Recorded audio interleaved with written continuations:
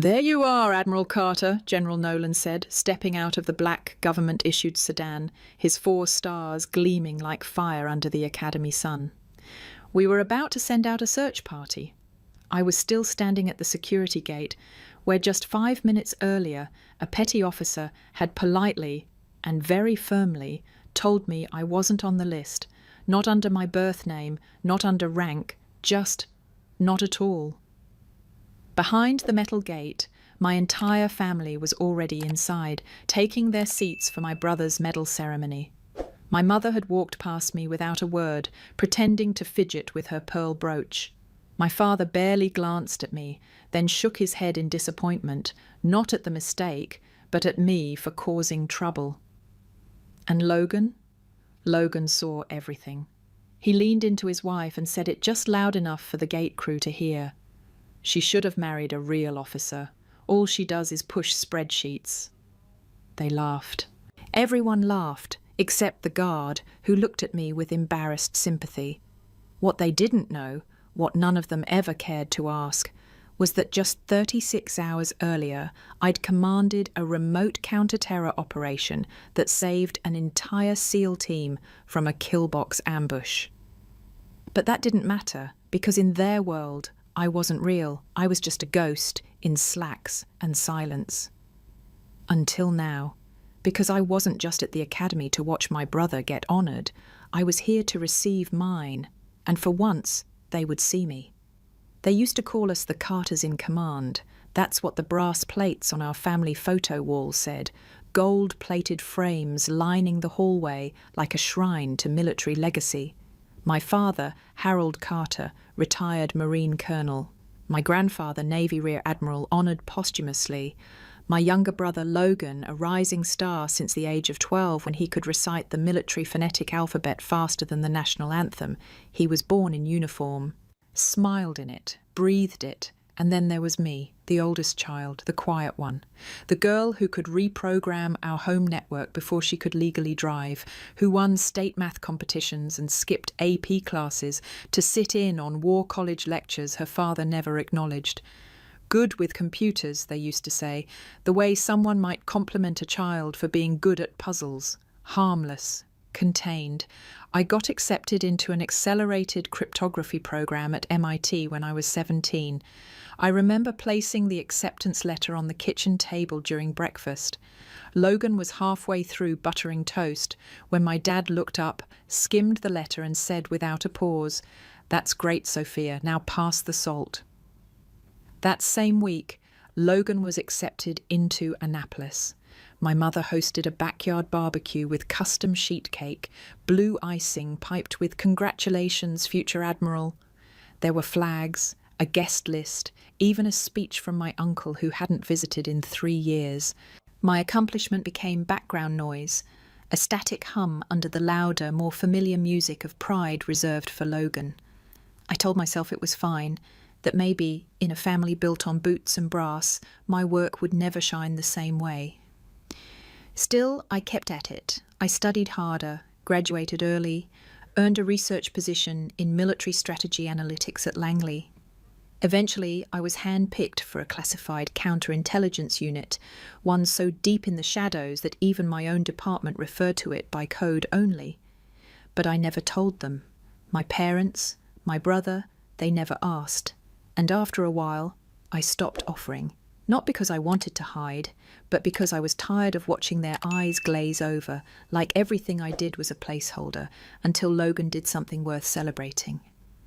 The erasure wasn't loud, it was surgical, precise, silent. A kind of emotional ghosting where I lived in the house but never really existed on the walls. And the worst part? A small part of me still wanted them to turn around. Just once. It was easier, eventually, to just let them think I had some cushy government desk job. Logistics, admin, intelligence support, the labels they used all sounded close enough to truth, and none of them required follow-up questions. I played along. When they asked what I did, I smiled. Paperwork, I'd say. Mostly spreadsheets. I watched the relief flicker behind their eyes. Confirmation, containment. They liked me best when I stayed small.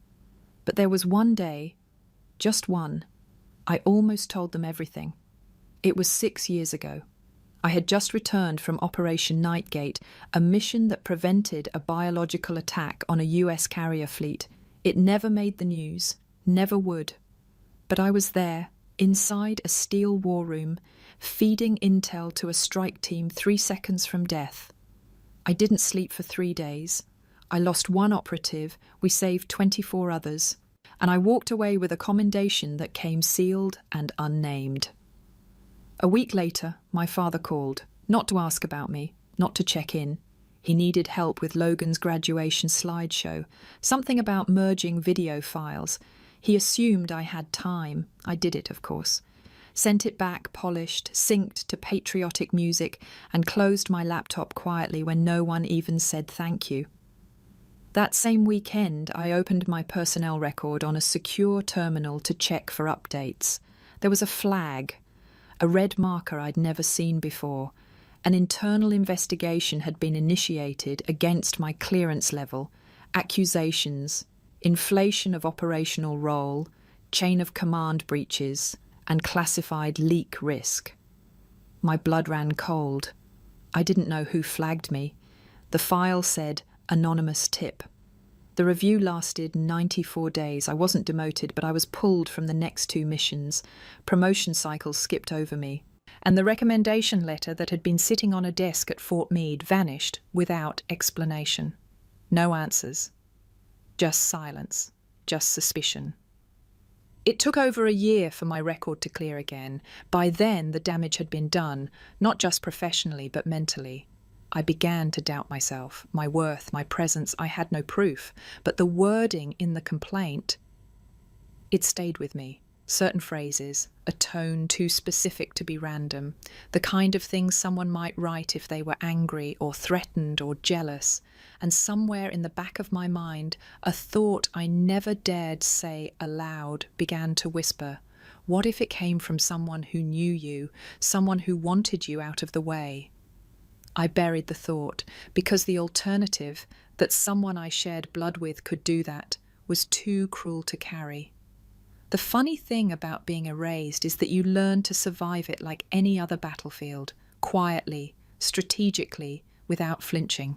You blend into walls, memorize escape routes, speak only when the moment serves purpose. It's not cowardice, it's conservation. I kept working. I built protocols that prevented 4 cyber attacks on Pacific naval assets. I helped write the architecture for something called Deep Ghost, a predictive threat model used by 3 allied nations. My name was on none of it, by design. The recognition went to figureheads, men in suits who'd never sat behind a blinking red monitor with lives counting down in real time. And still, I showed up to Thanksgiving dinners with store-bought pies and polite silence. Still answered Mom's passive-aggressive emails about how we all miss having you around more when she really meant, Logan asked if you're still at that admin job. Still smiled through weddings, funerals, baby showers, promotion parties, each one orbiting around Logan's growing glory. He became lieutenant, then lieutenant commander. He led a security escort in Bahrain, flew to Okinawa for joint ops, attended Pentagon mixers where my name never came up, even though I often coordinated strategy for half the missions he stood in. I watched it all from the sidelines, not bitter, just invisible. Until the email. It was a mass forward from an old academy contact, someone who still thought we were close. Subject line, look who's getting a medal next month. Logan's name was all over it. Commendation for operational excellence, guest list attached. Over 300 attendees. My name was not among them, not forgotten, omitted. I stared at that email for a long time, not because I expected to be included, but because for once I wanted to be, not invited out of guilt, not as a courtesy, but because deep down I still wanted my name to matter. I almost deleted the message, almost closed the laptop and chalked it up to more of the same. But just then, another ping hit my inbox, an encrypted internal message from the Office of Naval Intelligence. requesting immediate review and declassification of Operation Blackwater, authorization granted, presidential order attached. I blinked. Operation Blackwater. The mission I'd architected from a sub-level tank buried under Arlington, the one that stopped a regional war from igniting in the Red Sea, the one no one had ever thanked me for. Until now.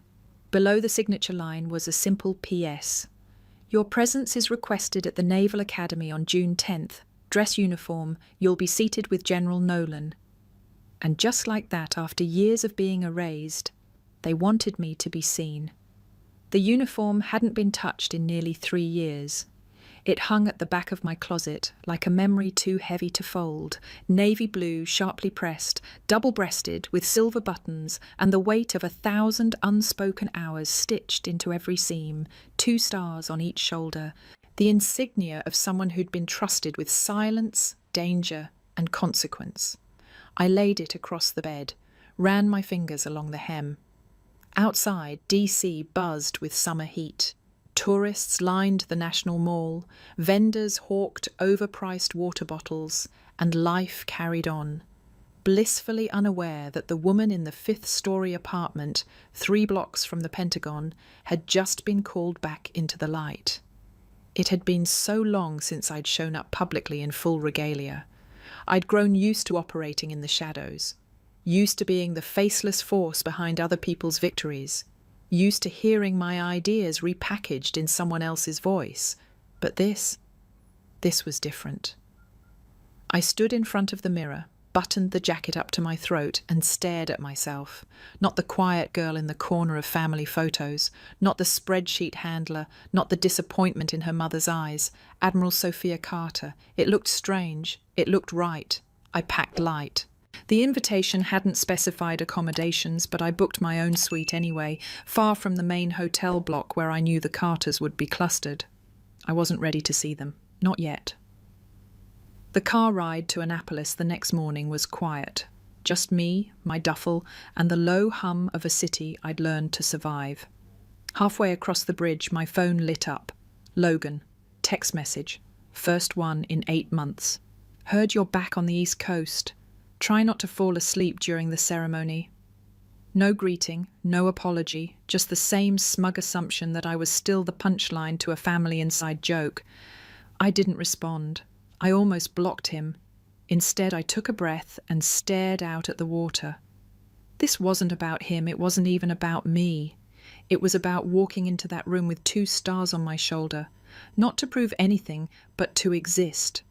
To own space that had been denied to me for far too long. The academy looked the same. White pillars, manicured lawns, a sea of uniforms moving in rhythm, like an orchestra of discipline. It was a place I'd visited once, 15 years ago, for Logan's induction. Back then, I'd stood on the sidelines with a cheap camera, snapping photos no one would ever print. Now I was back. But this time, I wasn't behind the lens. I was the moment. The security line stretched wide, metal detectors, ID scans, names checked against digital rosters. I stepped forward, handed over my credentials.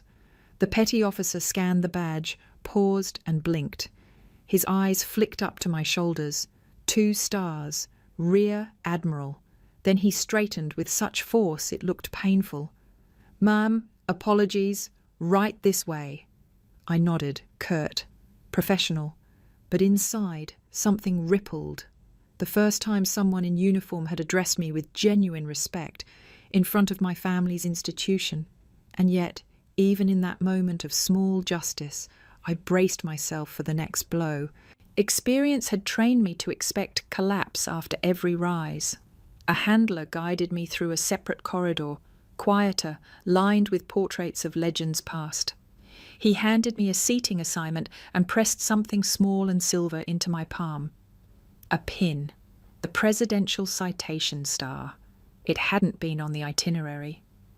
"General Nolan's orders," he said. "You're to wear it before the 2nd act. He'll signal." 2nd act, of course. The first belonged to Logan. I thanked him and walked to the side entrance. From there, I could see the crowd filtering in. Officers, family, media. I recognized old family friends, the kind who used to ruffle Logan's hair and ask me if I planned to marry into the Navy since I wasn't in it. I scanned the sea of faces. Then I saw them, my mother, hair perfect, smile frozen, clutching a program like it contained scripture. My father, standing straight as ever, even retired, eyeing everything with military calculation. And Logan, standing near the front, laughing with his wife, no sign of nerves, no sign of conscience. None of them saw me, and maybe that was the last moment I would ever be invisible, because soon they'd have to look. The seating usher stopped me with a clipboard and a trained smile. "I'm sorry, ma'am, but your name isn't listed for this section." I handed her the envelope I'd received from the handler, the one with General Nolan's seal and my seating assignment. She scanned it, eyebrows twitching. "This must be a mistake," she mumbled. "You weren't on the master list." Behind her, the auditorium was beginning to fill. Music swelled, murmurs rose, and somewhere in the middle row, I saw Logan settling into his reserved seat, flanked by our parents like royalty receiving court. The usher looked up again, face colouring. "Would you mind waiting near the side entrance while I check with command protocol?" I didn't speak. I just nodded once and stepped back into the shadows. Classic. I'd been scrubbed again, not by error, by intention, just like the guest list, just like the slideshow at Logan's graduation, where I'd been cropped out of the childhood montage, just like the Christmas cards they mailed every year without my name, erased in pixels and silence. I leaned against the wall and watched the pageantry unfold. Logan's wife adjusted his collar. My mother fluffed her hair for the event photographer. My father shook hands with former officers like they were old generals comparing war wounds. And then he looked my way. For a second our eyes locked, and in that flicker I saw it. Recognition, hesitation, and then dismissal. He turned back without a nod, without a word, like he hadn't seen anything worth responding to. That one moment, more than the forgotten invitations, more than the years of silence, cut deepest, because it confirmed what I'd always suspected. They didn't just forget me. They wanted to. The hallway behind the auditorium was dim and echoing, a liminal space that felt more like a holding cell than a corridor of honour. I checked my watch. Ceremony started in 10 minutes. No message from Nolan, no sign I was expected. My hand went instinctively to the inside pocket of my jacket, feeling for the small silver pin, the presidential citation star. It felt heavier now, like even it was reconsidering its place on my chest. That's when I heard his voice. "Logan." "Probably just a clerical error," he said, far too loudly for a private conversation. I turned my head, just enough to catch him speaking to one of his squad mates near the hallway entrance. His wife, Andrea, was standing beside him, holding a program and clearly trying to contain a smirk. "She's always had trouble with logistics," Logan added. "Spreadsheets must have gotten tangled." The squad mate laughed. Andrea bit her lip, pretending to be modest. I didn't move, didn't speak, didn't give them the satisfaction of knowing it landed. But it did. Of course it did. The words weren't new, but this time they weren't behind my back. They were deployed like shrapnel, loud, targeted, deliberate. I wasn't just being dismissed, I was being humiliated, publicly, methodically, by my own blood. A junior officer passed by, then slowed as he caught sight of the insignia on my shoulders. His expression shifted from passive to alarmed in seconds. "Ma'am," he said, voice taut, "shouldn't you be inside? I'll get someone—" "No," I cut in gently. "Thank you, Ensign. I'll wait." He blinked, nodded, and hurried off. Behind me the doors closed. The national anthem started. I could hear applause swell like a tide, rising for the golden boy of the Carter family, the son who had everything, the sister who was never supposed to show up, and I stood alone in the hallway not because I didn't belong, but because they made sure the world thought I didn't. The doors sealed behind them with a soft metallic thud. I remained in the corridor, eyes unfocused, ears catching only fragments of applause, and the muffled thrum of ceremonial music echoing through the plastered walls. It was strange how quiet humiliation could be. No one had screamed, no one had insulted me outright. And yet I felt like I'd been gutted in front of an invisible crowd. This was the same hallway I'd once walked down as a teenager, following my parents on a campus tour during Logan's first week at the academy. I remember trailing behind them, clutching a visitor's badge, listening to our father praise Logan's poise, his leadership, his natural fit. I had said nothing then, just watched the shadows of their admiration stretch long across the floor, and never once fall on me. Now here I was again, older, harder, stars on my shoulders, and still in the hallway. I leaned against the cold wall, trying to swallow the familiar lump rising in my throat, and then I heard the footsteps, measured, heavy, unrushed. They didn't belong to a junior officer or an usher. They belonged to someone used to command. I turned.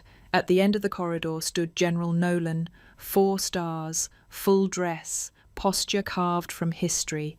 He looked at me like I wasn't late, like I was right on time. "There you are, Admiral Carter," he said, voice deep and even. "We were about to send out a search party." It was the same sentence I'd rehearsed in my head a dozen times, the fantasy line where someone, anyone, finally acknowledged what I'd become. But this wasn't a fantasy. This was real. Before I could speak, he stepped closer and lowered his voice, just enough to stay beneath the radar of the comms in the hallway. "Would you like me to escort you in now, or would you prefer I announce you during the second act?" I hesitated, not because I doubted, but because this moment was mine. "I'll wait," I said. "Let them have their first act." Nolan smiled, not out of amusement, but respect. "As you wish, Admiral." And with that he stepped back, not to lead, but to let me choose when to rise. For the first time in years, I felt something shift, not in them, in me. The auditorium buzzed with patriotic pomp, flags perfectly angled, uniforms crisply aligned, and speeches oiled with practiced pride.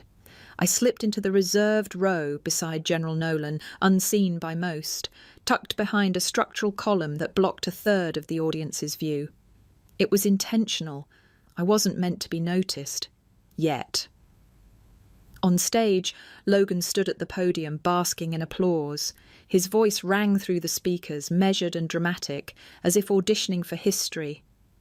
"I'm honoured to serve alongside the finest this nation has to offer," he said, "and I owe everything to my mentors, my parents, my extraordinary wife." Pause, smile, glance toward the front row. "And to those who stayed the course, who didn't take the easy way out, who showed up when it mattered." That last line hung like poison. General Nolan's jaw tightened. I said nothing. To the untrained ear, it sounded like patriotism. To mine, it was a missile cloaked in bunting, fired straight at the sister he believed still sat in cubicles, shuffling digital paperwork, far from the dirt and honour of the field. Behind me, a few whispers stirred. "Who's that next to General Nolan?" "I don't recognise her rank." A young lieutenant, 2 rows up, craned his neck subtly. "2 stars? Is she—" His voice trailed off. Nolan leaned slightly toward me. "Ready?" "Not yet," I murmured. "Let him finish the show." We watched as Logan received his medal, bronze set in velvet, held aloft like a holy artifact, and posed beside our parents, all 3 smiling for the cameras. Flash, flash, applause. For a second, I let myself drift. Maybe this was enough. Maybe staying invisible meant staying untouchable. Then my eyes dropped to the edge of the program booklet sitting on my lap. My name wasn't there, not in the guest list, not in the acknowledgements, not even in the family section. Just gone. Again. Erased, neatly and without apology, like I'd never existed at all. The lights dimmed as Logan exited the stage, basking in his moment. The announcer moved on to the next honoree, but the energy had already peaked. Applause came out of obligation now, polite, scattered. Beside me, General Nolan crossed one leg calmly, as if he had all the time in the world. "You'll go up during the final segment," he said under his breath. "I'll signal you. Don't worry." I nodded, but my fingers gripped the edge of the seat. Across the aisle, an older captain leaned toward a younger woman, a junior officer, maybe a lieutenant. The woman stared in my direction, squinting. "Is that?" she whispered. "I think so," he said. "Rear Admiral Carter. Thought she was still blacklisted." My heart didn't stop. It sharpened. The phrase hit like static in my chest. Still blacklisted. Still. I turned slightly, just enough to glimpse their faces. The woman saw me and immediately straightened. She knew who I was. She didn't look away. Instead, she leaned to the man and said, "She's the one from Blackwater, right? The Red Sea op?" He nodded slowly. Only reason that mission wasn't a graveyard. More whispers, more shifts. The wave had begun. Rumours always move faster in closed systems, and this room, thick with medals and egos, was the perfect pressure chamber. A few rows up, I caught a flicker of movement. Logan had returned to his seat. Our eyes met. Not fully, but almost. I saw the flicker of confusion, his brow furrowed. He leaned into our mother and said something. She turned, looked toward the shadows where I sat, and then quickly looked away, as if staring too long might unravel the clean narrative she'd spent decades curating. I didn't blink. I let them look. I let them guess. But in my mind, I was already revisiting that red-flagged file from years ago. The anonymous report that nearly ended my career. The way it mimicked my brother's phrasing. The chilling possibility that someone hadn't just doubted me. They'd tried to erase me systemically, and now they were about to find out how erasure works in reverse. I shifted slightly in my seat, careful not to draw attention, even though attention was already beginning to curve toward me like heat toward fire. From the inner pocket of my jacket, I pulled out a thin envelope, unmarked, sealed. General Nolan had handed it to me just before we entered. "You'll want to open this," he'd said, "before your name goes public." I slit the top quietly, fingers steady. Inside was a single-page memo, declassified as of 2 weeks ago. It detailed the anonymous security alert filed against me 5 years earlier, the one that nearly tanked my clearance, delayed my promotion, and stripped me from 2 live field deployments. I had never seen the full version before. Most of it was redacted, but not the bottom, and not the language. I read it once, then again. My pulse didn't race. It compressed into something cold and surgical. Phrases leapt out. Her strategic value is overstated. Inconsistent command initiative. Lacks operational resilience under pressure. Not standard intel speak, no, this was personal, opinion cloaked in bureaucracy, and something about the rhythm of it, the phrasing, was all too familiar, because I had heard it before, nearly verbatim, from Logan. During a family dinner 2 years before the complaint, I had shared that I'd been considered for a high-level joint ops unit. My father had gone silent. My mother asked what that meant. And Logan? He'd smirked over his wineglass and said, "Sophia's great with theory, but real command takes backbone, not simulations." He used that exact phrase, theory, not backbone. And here it was again, buried in a memo that almost ended my career. I folded the page back into the envelope, slid it into my inside pocket like a blade. I didn't have proof of authorship, not legally, but in my gut I knew. He hadn't just dismissed me, he'd sabotaged me. From behind the curtain of anonymity. And now he was about to stand in a room full of admirals and watch the sister he tried to erase walk onto the same stage, with stars on her shoulder and a medal forged in fire. Let him feel what silence really sounds like. The final segment of the ceremony began. General Nolan stood, adjusted his cuffs, and moved toward the side of the stage. I stayed seated, my breath even, my mind a battlefield of memory, betrayal, and calculation. A few heads turned as Nolan took the podium, not many, Most assumed he was there to close the event, offer formal congratulations, maybe give a word or two about leadership, but the room shifted the moment he opened his mouth. "There is," he said slowly, "an unscheduled addition to today's programme." Murmurs, not confusion, curiosity. This wasn't typical. The agenda had been printed, the medals had been distributed, the honoured had already stood and waved. Nolan continued, voice calm, yet thunderous in its clarity. "For reasons of national security, certain recognitions are delayed, sometimes for years, because valour, when entangled with secrecy, must wait its turn." A pause. Then he looked straight at me. My legs moved before my brain caught up. I rose, straightened my jacket, and walked toward the aisle as the room collectively inhaled. From the corner of my eye, I saw them, my parents, their expressions frozen, unmoving, blinking, as if the air had shifted into something too heavy to breathe. Logan didn't blink. He stared straight ahead, unmoving, unyielding, until the moment my name was spoken. Rear Admiral Sophia Carter. Silence. Then gasps, chairs scraping, uniforms straightening. A wave of sound, not from claps, but from bodies rising. Every military figure in the room stood, not out of courtesy, but out of protocol, out of respect. I took the stage in silence. No smile, no nod, no need to fill the air with anything but presence. For years I had been made to feel like I took up too much space. Now the space made room for me. The weight of the room shifted with me.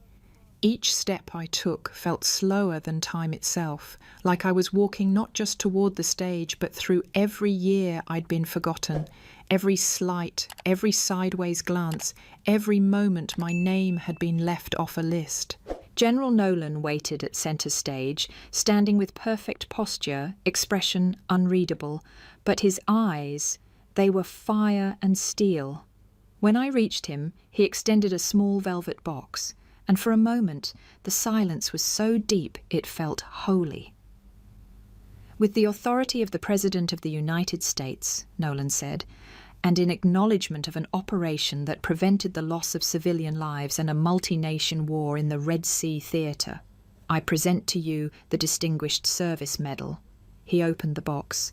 The medal gleamed. He pinned it to my uniform just beneath the 2 silver stars. A flashbulb popped somewhere to the left. A reporter dropped his pen. A woman in the 3rd row audibly gasped. But I wasn't looking at them. I was looking at Logan. His expression had cracked. The practiced smile was gone, replaced by something unfamiliar, something close to confusion or fear, or both. His wife leaned in, whispered something, but he didn't react, because he knew. He knew the name of the destroyer that had been saved in that operation, USS Valiant, his ship. Nolan turned to the audience. "Operation Blackwater," he said, voice now louder, deliberate, "was coordinated by Admiral Carter from a Level 6 Pentagon command tank. Her direct orders identified a false flag maneuver designed to lure US forces into a trap. Thanks to her, 36 American lives were saved, the SEAL unit survived, and the attack was neutralized without a single US casualty." Silence broke. Applause thundered. Shoes scraped hardwood as everyone rose again, except 3, my parents and Logan. I turned slightly, scanning the crowd, not for validation, not for applause, but for him. Logan sat frozen, his medal gleaming under stage lights that suddenly felt cruel. He wasn't smiling anymore. His jaw had gone tight, his posture stiff like he was under inspection. His eyes met mine. For once he didn't look away, not out of arrogance, but because he couldn't. I watched the moment it landed, that it was me. I was the voice in his comms that night in the Red Sea. I was the one who had aborted the breach, the one who caught the heat signatures, the one who saved the team, the one who saved him. His face didn't crumble. Logan was too trained, too conditioned, but something behind his eyes unravelled, a flicker of disbelief collapsing into recognition, then something dangerously close to regret. I held the stare, not with cruelty, but with knowing. He had tried to erase me, from our family, from the institution, from the record itself. And now, I stood above him, not in triumph, but in truth. General Nolan closed the box, stepped back from the podium, and turned slightly toward me. "You have the floor, Admiral." I didn't prepare remarks. I hadn't planned to speak. But my feet moved anyway, anchoring me to the microphone. I didn't need a speech, I needed clarity. "I've served in silence for most of my career," I began, voice level but full, not because I lacked pride, but because I was told silence was strength. The room held its breath. But silence, when weaponized, becomes something else. It becomes a razor, a shadow, a way to convince people they don't belong in the very places they've earned. I paused, let it sit. I don't speak today to correct the record. I speak because silence served its purpose, and now I no longer have to. Another pause. Then I turned back to General Nolan. "Thank you, sir, for the honour." And with that, I stepped down. As I stepped off the stage, the applause still echoing like distant thunder, I felt a strange stillness settle inside me. Not relief, not victory, something quieter, closure, maybe. I returned to my seat beside General Nolan. He didn't speak, just offered the faintest nod, the kind that only warriors recognize. I returned it. On stage, the final formalities resumed. A colour guard, the national anthem, a prayer from a Navy chaplain.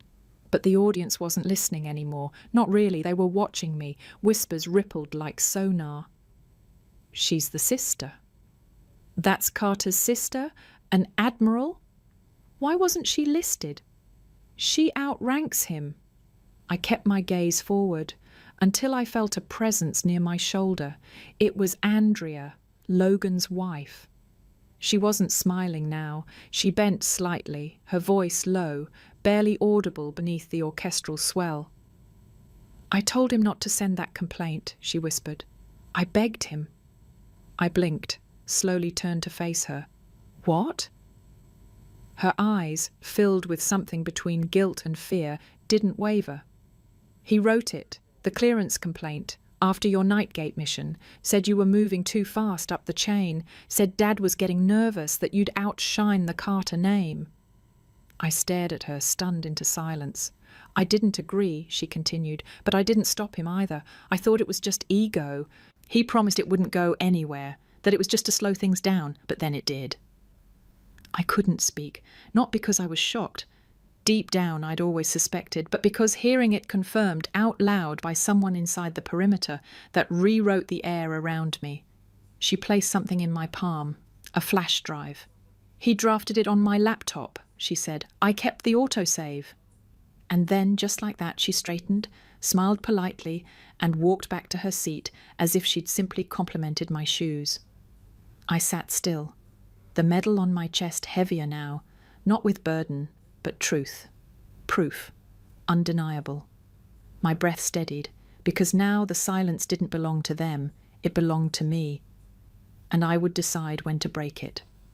6 months later, the hallway in my parents' house looked different. The same framed photos still lined the walls, weddings, uniforms, picnics, trophies, but something had shifted.